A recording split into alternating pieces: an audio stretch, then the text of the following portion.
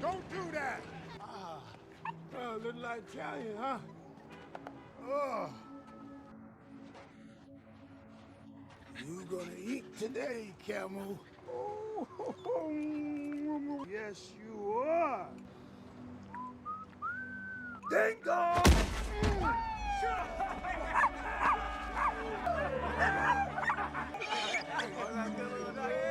Put my dog down! Put my dog down! Come on!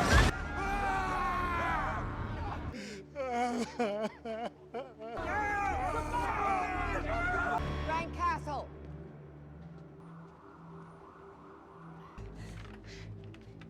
You took everything I had.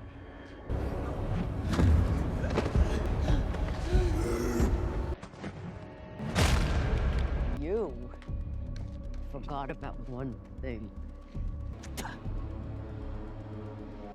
You forgot about me. A small bounty on your head was all it took. At 6:47 p.m., this location will be shared. And they will kill you. And when that final moment comes, I'm gonna watch you die, Frank.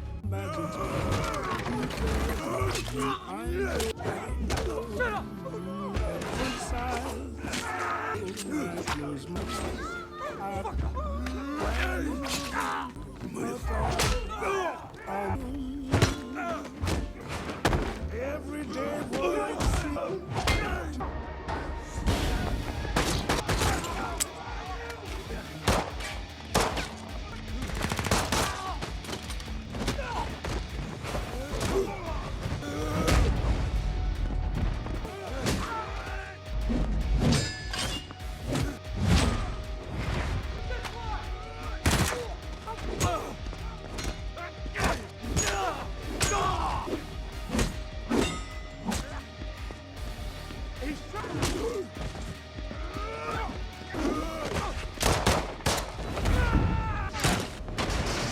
The story begins with Frank Castle, widely known as the Punisher, pushing himself to the limits in a grueling workout within the confines of a dilapidated apartment.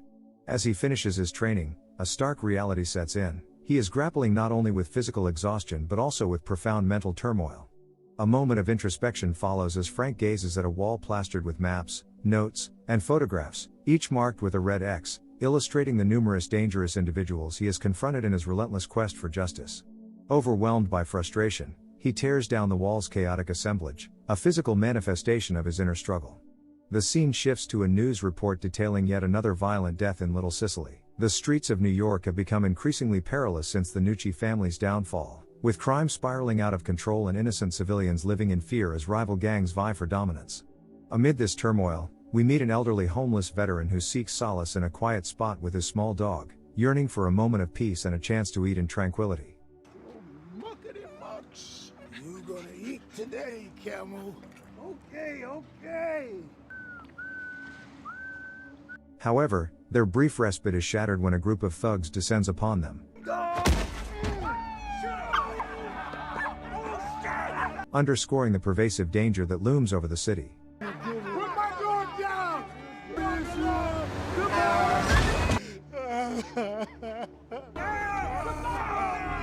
Meanwhile, Frank's mental state continues to deteriorate. He finds himself reciting an old Marine oath, haunted by unsettling visions and hallucinations that plague his mind. Acknowledging that he can no longer ignore the turmoil within him, Frank finally concedes that he needs help. In a moment of vulnerability, he begins to stow away nearly all his weapons, carefully placing them into a large bag before locking them inside a secure safe, keeping the key close at hand. Later, as he wanders through the hallways of his apartment building, Frank notices a young boy watching him intently. The child quickly recognizes him. Come on, baby. That's him. Guess he does come out after all. And just as Frank attempts to maintain a low profile, he visits a small bakery owned by a man named Dre. There, he briefly meets Dre's daughter, Charlie. Yet even during these fleeting moments of normalcy, the city remains engulfed in violence, with news outlets continuing to blame Frank for the chaos that has overtaken Little Sicily. In a poignant visit to the graves of his family, Frank lays bare the pain he has carried for years. Emotionally drained, he reaches a heartbreaking breaking point as painful memories and haunting visions threaten to consume him.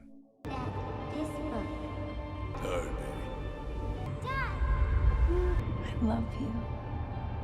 Dad, what's happening?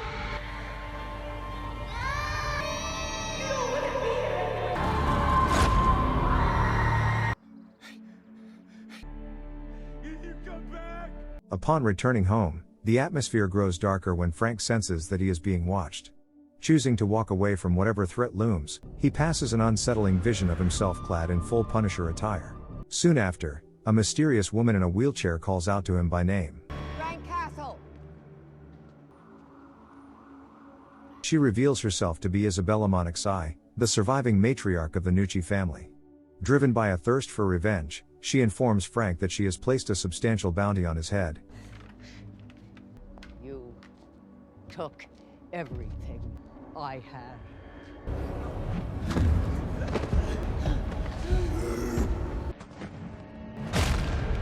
You forgot about one thing. You forgot about me. A small bounty on your head was all it took. At 6:47 p.m., this location will be shared. And they will kill you, and when that final moment comes, I'm gonna watch you die, Frank. Inciting every criminal in the city to hunt him down, an echo of the chaos that erupted upon her son's death. Back inside his apartment, Frank is suddenly confronted by a voice asking if he is afraid. You scared, Frank? It is Karen Page, appearing before him once again and intensifying the emotional torment that plagues his mind. She tells him that he has failed those he loved most, leaving him visibly shaken. In desperate need of comfort, Frank asks if she is truly there with him. For a fleeting moment, her embrace feels tangible and real. But the illusion shatters when Karen asks him for the time. What time is it? Frank glances at the clock and sees that it reads exactly 6:47 p.m. As Frank stood in the aftermath of the chaos, he felt an unsettling shift in the air. The second thing he noticed was her sudden disappearance, swallowed by the darkness that enveloped him. Just then, a loud banging erupted from the hallway outside his apartment. Instinctively, he grabbed a knife and approached the door with caution. Peering through the peephole, he saw a man in a gas mask standing ominously nearby, while several armed criminals forced their way into the apartment across the hall. Panic gripped him as he recognized the terrified mother and young boy he had noticed earlier. They were now vulnerable targets as the attackers stormed inside. At that moment, the masked man began to douse Frank's front door with gasoline. The liquid seeped ominously beneath the entrance, spreading across his apartment floor before igniting into flames that flickered hungrily around him. Refusing to remain trapped in this inferno, Frank charged through the burning doorway, launching himself into a brutal confrontation with the swarm of criminals invading the building.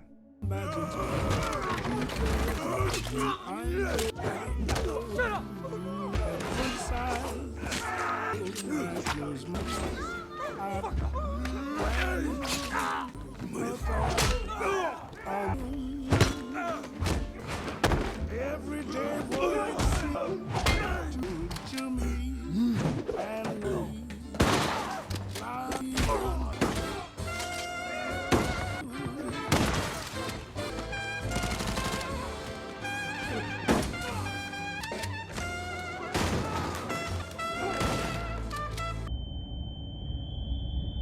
The battle was intense and chaotic, but Frank fought valiantly, ultimately reaching one of the balconies. It was then that he realized the violence had engulfed the entire apartment complex.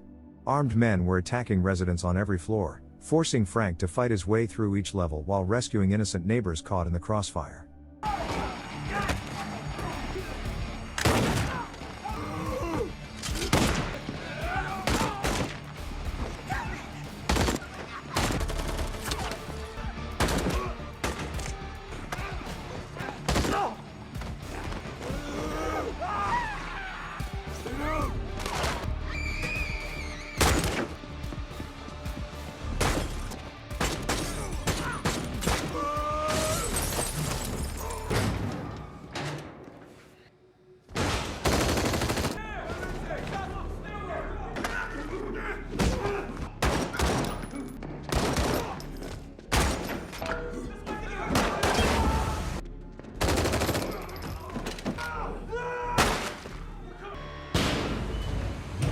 The relentless assault continued as Frank ascended toward the rooftop, taking down wave after wave of attackers.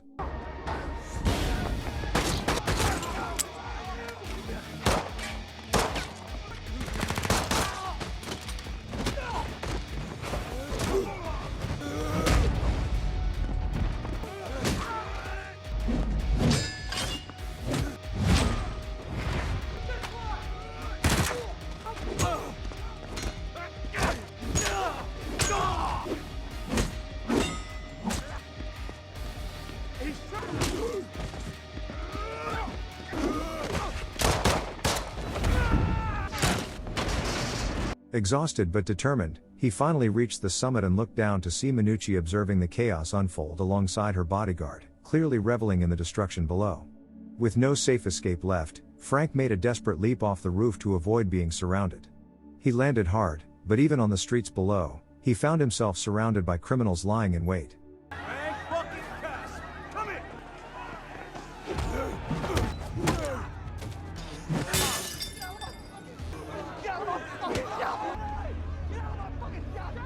Daddy's okay, you fucking...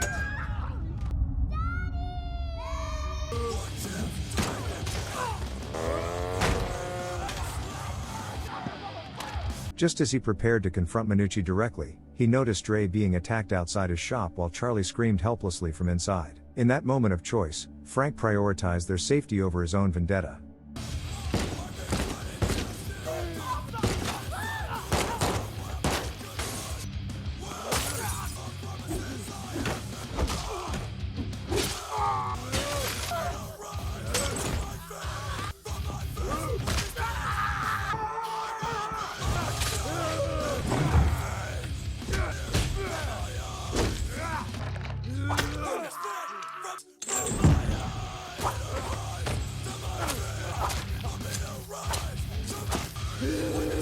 Once the danger had passed and the dust began to settle, Frank prepared to leave quietly. But Charlie ran up to him, wrapping her arms around him tightly in gratitude. Dre soon reunited with his daughter, and before Frank could walk away, Charlie handed him a small paper rose she had crafted herself. For one rare moment, he paused to appreciate her gesture before moving on. As he slowly walked back through the streets, the chaos began to subside with police officers flooding the area. He returned to his family's gravesite and gently placed the paper rose on his daughter's grave. Speaking softly to her, he confessed that he had met someone that day who reminded him of her. For the first time in a long while, it felt as though his daughter was there beside him amidst the turmoil. While lost in reflection, Frank suddenly noticed a key lying on the ground near his wife's grave. He took it as a sign and promised his daughter that he would keep moving forward, no matter what challenges lay ahead. Quietly, he repeated a familiar phrase, 1 batch, 2 batch. A few days later, the scene shifted as the same thug who had tormented the homeless veteran attempted to attack another innocent person in the street. Before he could inflict any more harm, Frank appeared out of nowhere and violently stopped him in his tracks. Pinning the thug against a nearby pole, Frank reclaimed the veteran's USMC hat and handed it back to him. But just then, the veteran reminded Frank that this criminal had stolen far more than just a hat from him that day. Terrified, the thug attempted to escape, but his luck finally ran out. In a swift motion, Frank took him down with his knife before delivering one final act of punishment, ensuring that justice would be served once again. Thank you for watching. If you're new here, don't forget to subscribe for more recaps. Until next time, have a wonderful day.